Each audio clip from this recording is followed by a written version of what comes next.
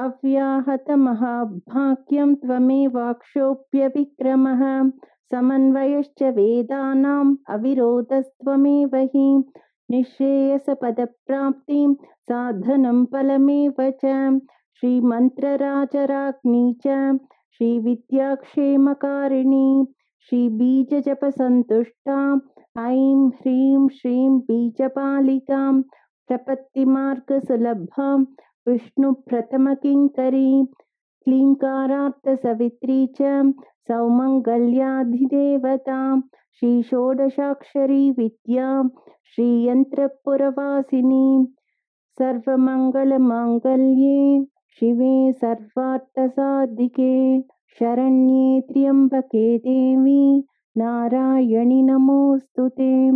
सर्वमङ्गलमाङ्गल्ये शिवे सर्वार्थसाधिके शरण्ये त्र्यम्बके देवी नारायणि नमोऽस्तुते।